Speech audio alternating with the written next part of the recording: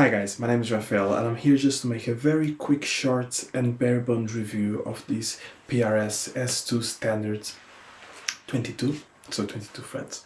The reason being because I was asked to do it and I was forced to do it. I was blackmailed into it, really. I didn't want to do it. As you can tell, I haven't been posting at all. So this is the most basic setup, non-scripted way that I could think of doing this video. So I've gotten this guitar this past week.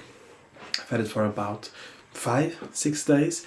I did a partial band practice and I did a gig with it yesterday. I got it because I thought that I needed a more metal guitar, let's say, a guitar better suited for heavy riffage, which, as you might imagine, is not totally my thing, but I'm open and willing to learn songs that band members like, and that involves a bit of chord apparently, and a bit of Gavin Rossendale, and a bit of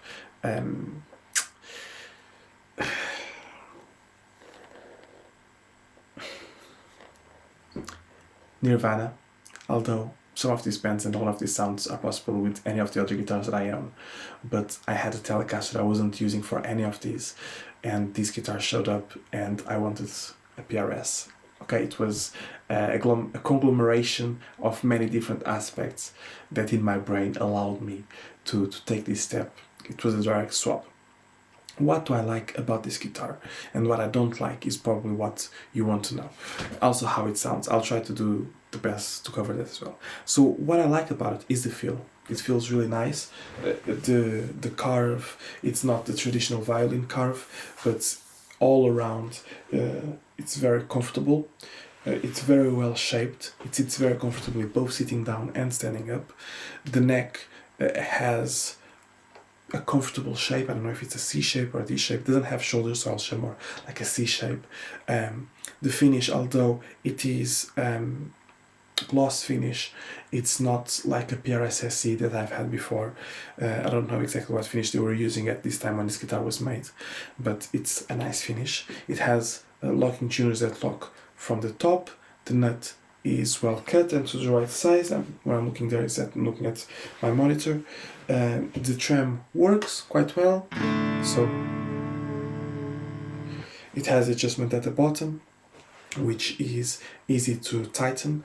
It has the nice knobs, the nice PRS proper USA stuff knobs. It's not a looker, so it doesn't have the birds inlays. It doesn't have the maple cap with flame maple top. It doesn't have the fancy stain, which, to be very honest, are all things that I like.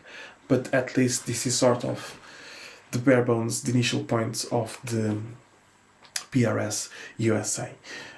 Which is tricky because there's very little USA about it other than the finish and the fretwork and the neck, which are very important bits. So if I want to be a devil's advocate in a sense, I'll say, well, they made the cheapest guitars that they could make and then left it as a mod platform for you. A lot of people don't like these pickups, to be honest, compared to the other pickups, so the Sandard SB59s, and even I bought a 30 quid set of Allegory basic ones here in the UK, and I really like those. This one sounds strange. They sound like there's too much bass and too much treble, which makes the helix and amps that I play through sound quite hollow because it lacks mids, it lacks presence. But truth be told, yesterday when I was playing it live at volume, it sounded really good.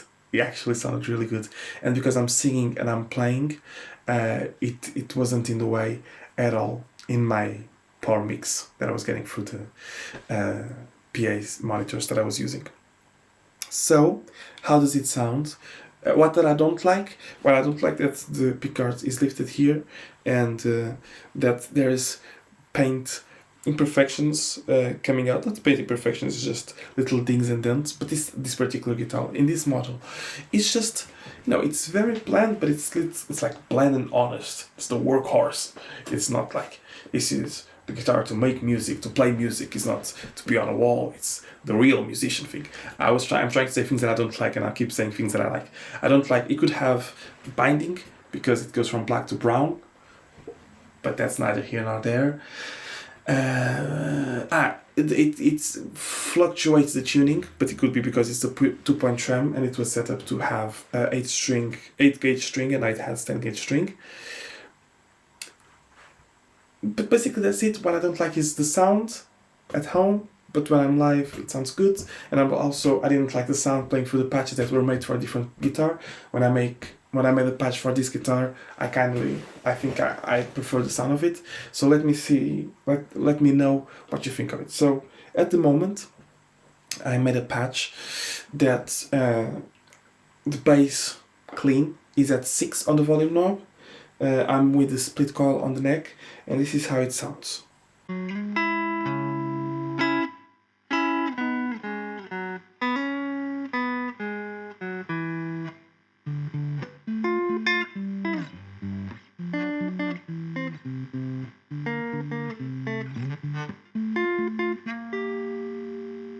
With a little bit more volume.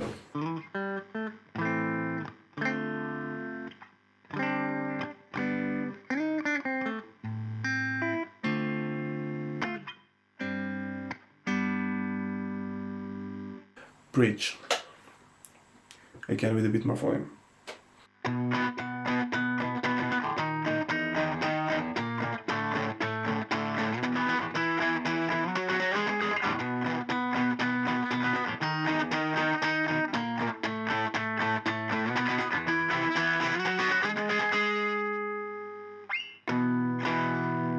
Neck pickup at full volume.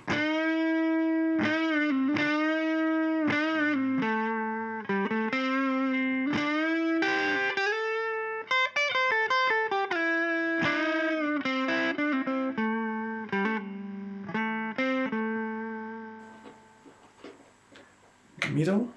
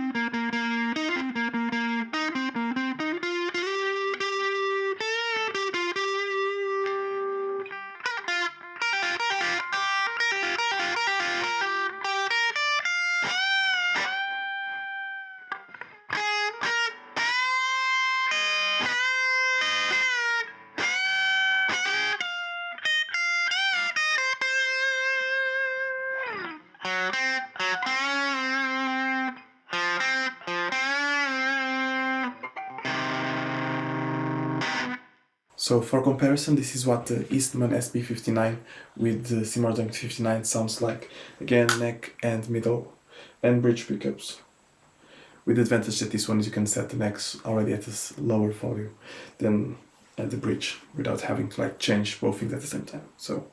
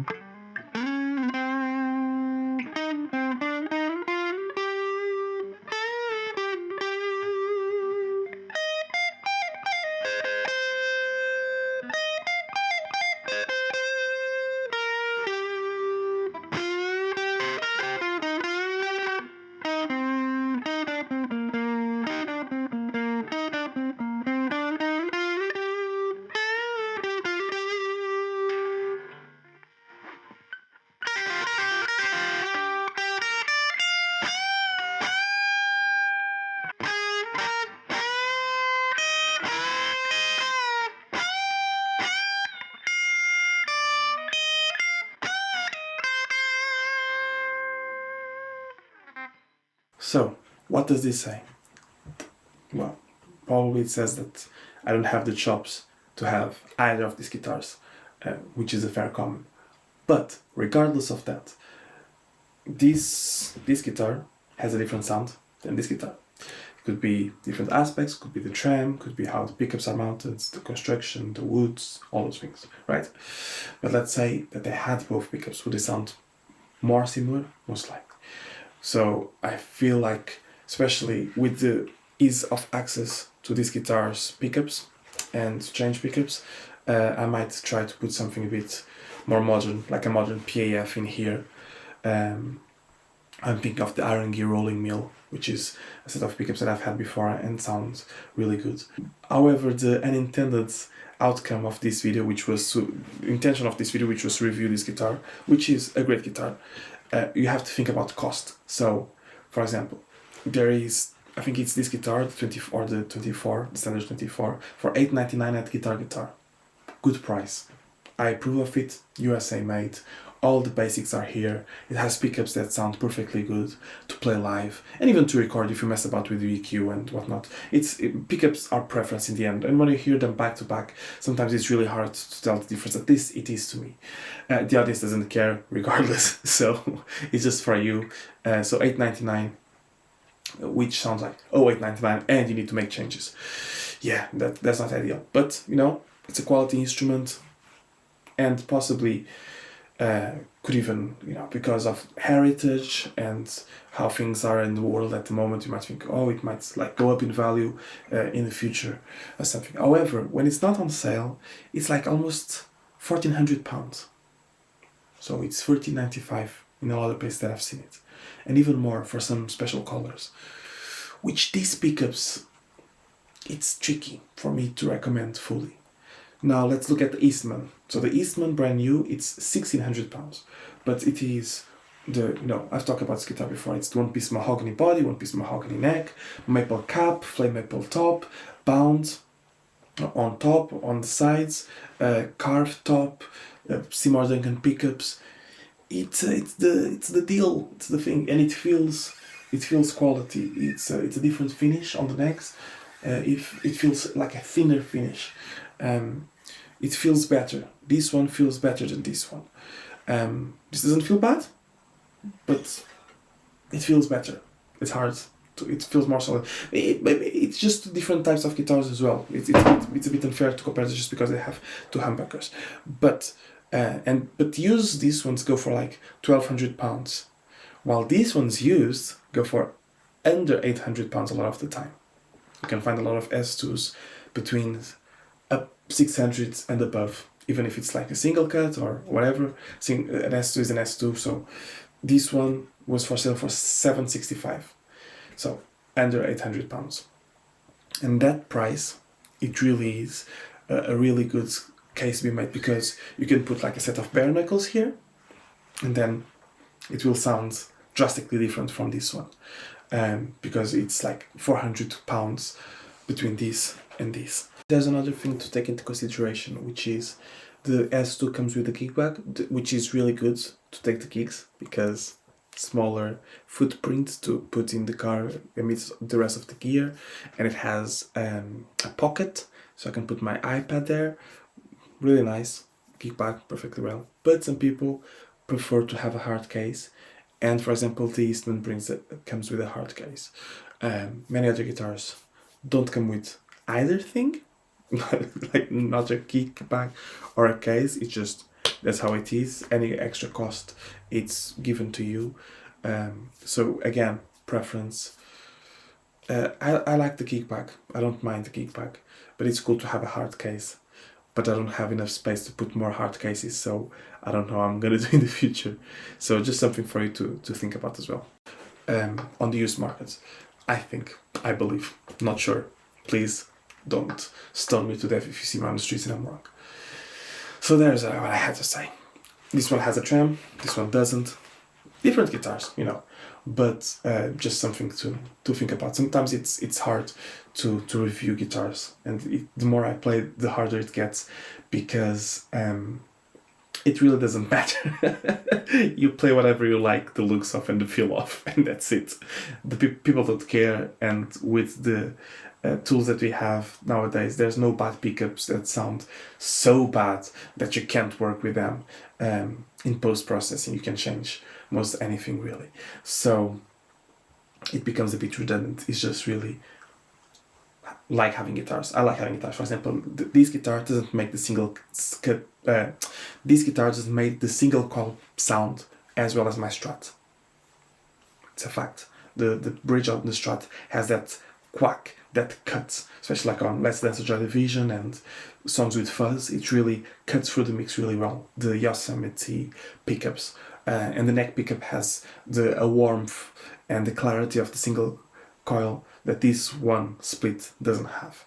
And this one doesn't have the full body. It becomes very hairy and fizzy with overdrive. But it does its own thing, I guess. I need to find out what it is. I need to bond with it and realize what it is. However, it does a bit of everything. So it does more sounds than these two. It's a bit less flashy. And, you know, it's just another guitar. I have at the moment 5 electric guitars. So one with P90s, these, Fender Performer, and the Eastman semi-hollow that you saw last time. So maybe I'll review this one next and say what I like about it. So that was that, and for such a bare bones video that I intend to do, it's already going for way longer than I expected, and I don't like editing. I hate editing videos, so that's why I don't do them more often. I have things to say, it's just, what's the point? You don't care, probably. So thank you very much for paying attention to this ramble, and I'll see you next time. Bye bye.